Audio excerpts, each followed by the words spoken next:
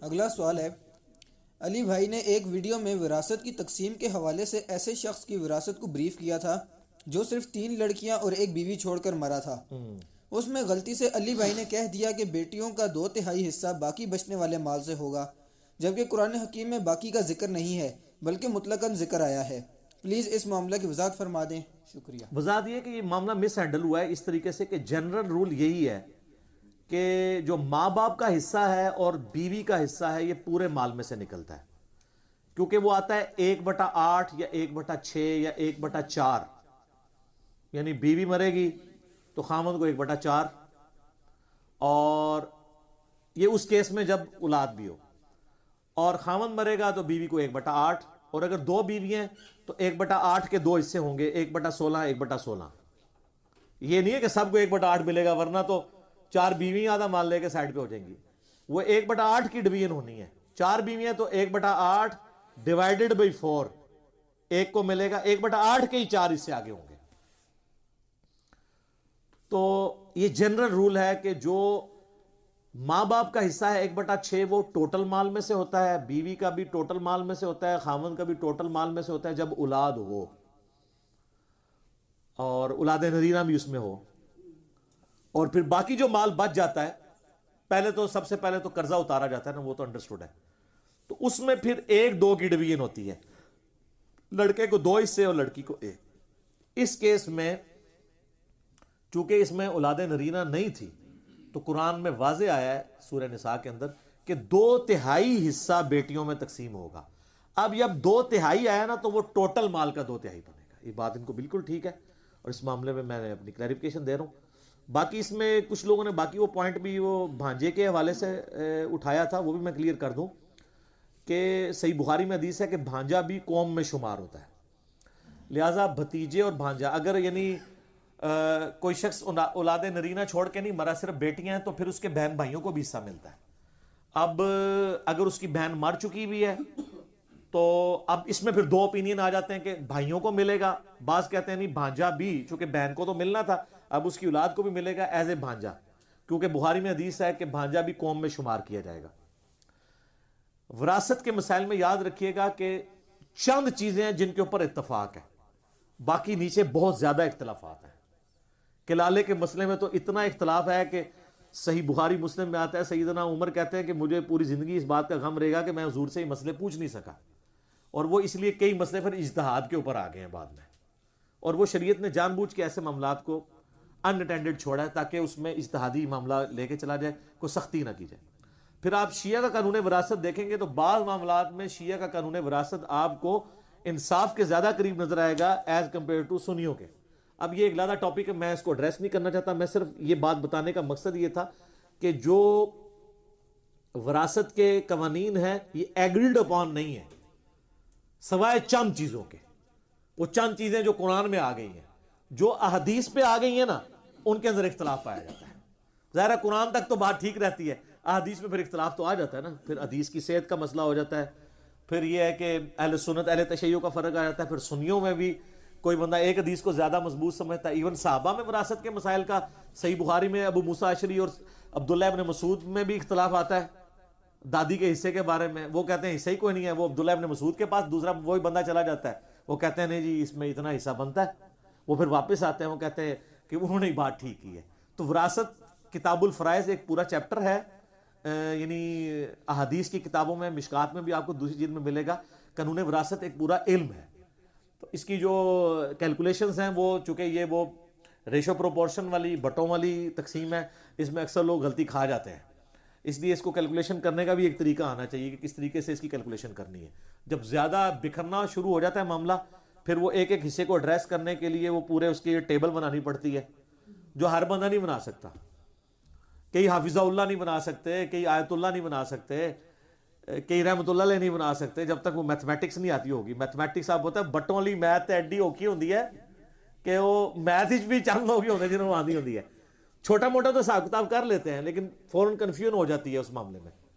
تو اس لیے یہ معاملہ 2/3 والا جو تھا وہ اوور آل ہی ہے، اس میں کوئی ہے مجھے کہیں پہ اگر سلپ آف ٹنگ ہو جائے یا مجھ سے مس ہینڈل ہو جائے تو مجھے ماننے میں آر نہیں ہے، میں زندہ ہوں، کوئی معاملہ میرے تک پہنچائیں، ظاہر ہے پرفیکٹ کوئی بھی بندہ نہیں ہوتا، بہر مجھے خود پتہ چل جاتا ہے جب اس طرح کے معاملات کا، تو میں خود یعنی مجھ سے کوئی بعد میں پوچھتا تھا، میں اس کو بتا دیتا ہوں کہ مس ہینڈلنگ کسی سے بھی، وہ اس لیے ہوئی کہ میں نے وہ جنرل رول وہی ہے کہ وہ بیوی اور ماں باپ کا پورے مال میں سے ہوتا ہے اور اولاد کا بقیہ میں سے، لیکن یہ کیس چونکہ اسپیسیفک تھا، اس میں بیٹیوں کا بھی اوورال مال میں سے ہوگا چونکہ اس میں بیٹا نہیں تھا.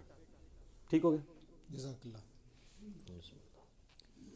علی بھائی نیکسٹ سوال ہے، کیا کسی غیر مسلم ملک میں رہنے والا مسلمان شہری اس غیر مسلم ملک کی فوج میں ملازمت اختیار کر سکتا ہے؟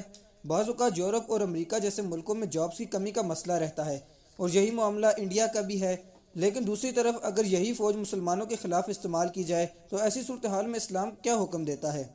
علی بھائی سے ریکویسٹ ہے کہ نان مسلم ممالک میں رہنے والے ہم جیسے مسلمانوں کے لیے اس کریٹیکل سوال کا جواب ضرور ریکارڈ کروائیں.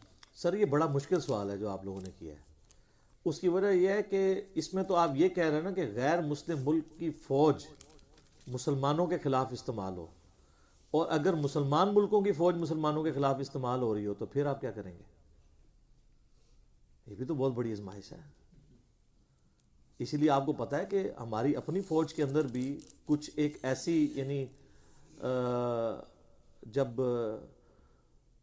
لانچ کی گئی ہیں دہشت گردوں کے خلاف ایکٹیویٹیز، تو کئی لوگوں نے یعنی وہ ایگری نہیں کیا، انہوں نے جو جاب چھوڑ دی ہیں کہ یار یہ چیز اس طرح نہیں ہو رہی.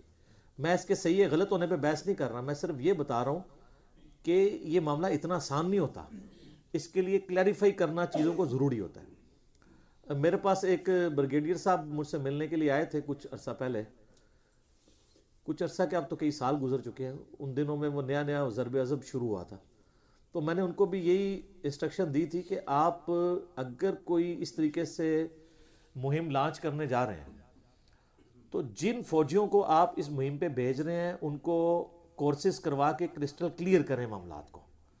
اگر ان کی موٹیویشن نہیں ہوگی تو وہ تو نہیں وہ لڑ پائیں گے، وہاں پہ مشکل کام ہو جائے گا.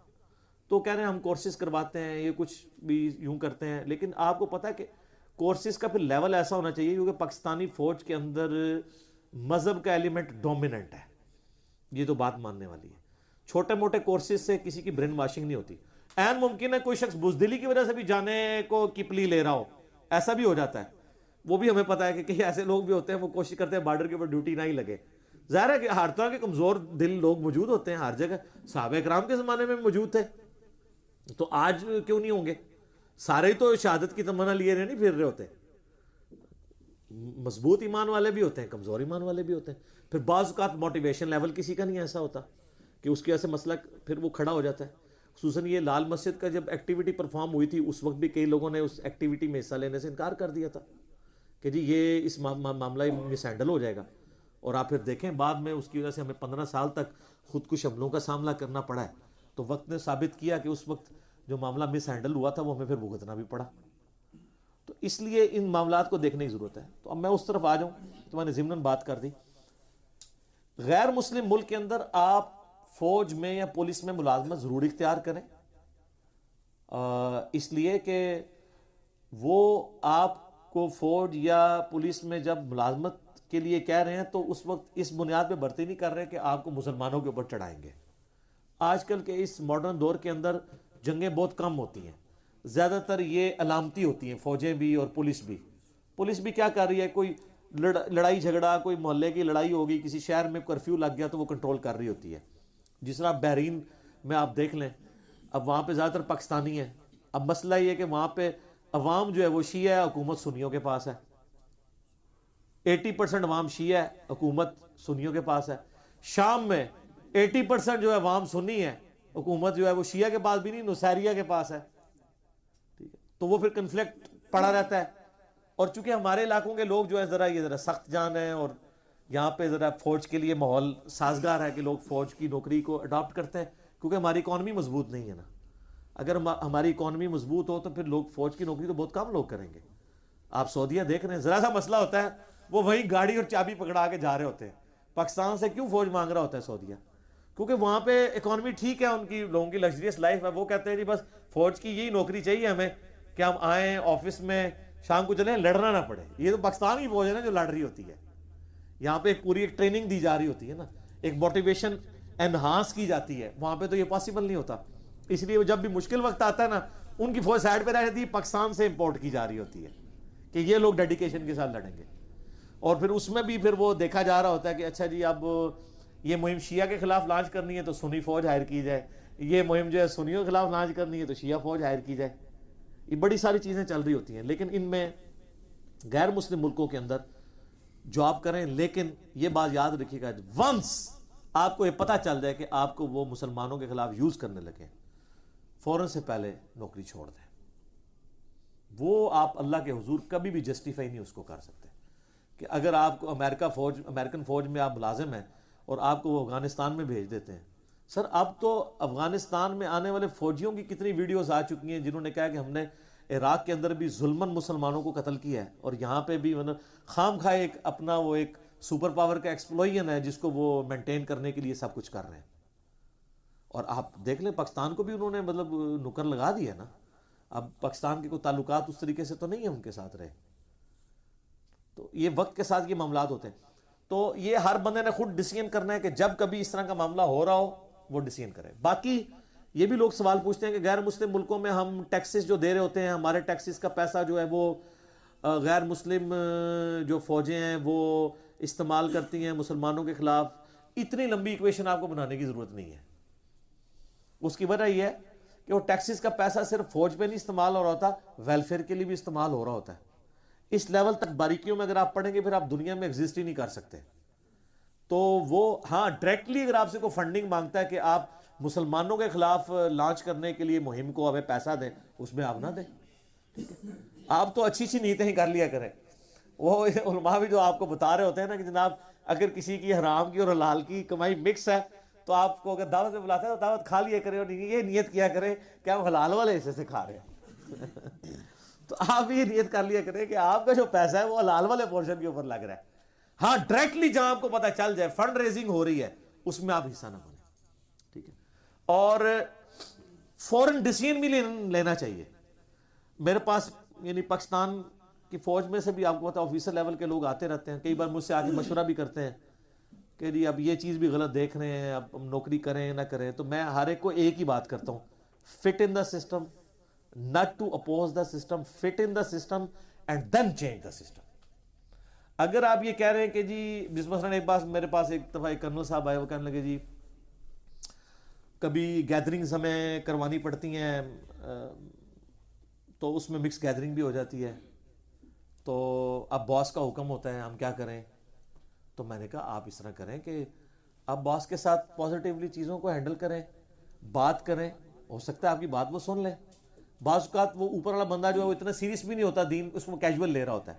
پھر وہ مجھے خود بتایا کہ ہاں جی ہم نے ایسی بھی سرمنیز کروائی ہیں جس میں ہم نے مرد و عورت کا سسٹم علیحدہ کیا، بیچ میں پردہ بھی لگایا ہوا تھا. تو میں نے کہا آپ تھے بیچ میں تو آپ نے ایکٹیویٹی پرفارم کر کے ایک سینیریو تو کریٹ کیا. اگر آپ بیچ میں سے نکل جائیں، آپ سے زیادہ کوئی بندہ آ جائے اور اس سے ایک سٹیپ آگے چلا جائے. اس لحاظ سے میں جنرل ضیاء الحق سے سخت اختلاف رکھتا ہوں. جو اس کے دور کے اندر دہشت گرد تنظیموں والا معاملہ ہوا جو آج ہمارے پرائم منسٹر بھی اوپنلی کہتے ہیں، اس لیے میں بھی اوپنلی کہہ رہا ہوں. لیکن ایک چیز کا ان کو کریڈٹ آپ دیں گے کہ انہوں نے فوج کے ماحول کو ریلیجس بنایا ہے، اور وہ جو ریلیجس چھاپ فوج کے اوپر لگی ہے نا، وہ مشرف جیسا ڈکٹیٹر بھی اپنے پورے سیکولرزم کے باوجود اس کو دھو نہیں سکا. آج بھی آپ جائیں تو آپ کو ایک کلچر ریلیجس نظر آئے گا. اور جب ریٹائر ہو جاتے ہیں نا فوجی، پھر تو آپ کو تبلیغ جماعت میں بھی نظر آئیں گے. یہ اچانک نہیں جاگ اٹھتا کوئی بندہ، وہ ایک ماحول ہوتا ہے. ظاہر ہے وہاں پہ نماز پڑھ رہے ہوتے ہیں، نماز کا وقفہ ہو رہا ہوتا ہے، جمعہ پریئر کا وقفہ ہوتا ہے، پھر ایک جب بھی کینٹ ایریا بنتا ہے وہاں پہ ایک خوبصورت مسجد بنتی ہے، ہاؤسنگ اسکیم بنتی ہے، تو مسجد بھی پوری پرائورٹی کے ساتھ بن رہی ہوتی ہے. اس طرح نہیں ہے جو کبھی کہیں ہاؤسنگ اسکیم بنی تو سب سے تھکڑ جگہ کے اوپر مسجد بن رہی ہے. نہیں، مارکیٹ بھی اچھی جگہ پہ بنی ہوگی تو مسجد بھی اچھی جگہ پہ بنی ہوگی، صاف ستھری ہوگی، پورا اہتمام ہوگا. تو وہ ایک کلچر ہے. تو اس اعتبار سے میں اگرچہ یعنی کئی معاملات میں بڑا سخت اختلاف رکھتا ہوں کیونکہ میں ایک ڈیموکریٹک بندہ ہوں، اس کے باوجود میں پاکستان کی فوج کی پازیٹیو چیزیں جو ہیں ان کو ہائی لائٹ کرتا ہوں وقت کے ساتھ کہ وہ ہے. باقی جو چیزیں ہیں وہ انشاءاللہ وقت کے ساتھ کافی فرق پڑ رہا ہے، آندہ پڑتا جائے گا انشاءاللہ.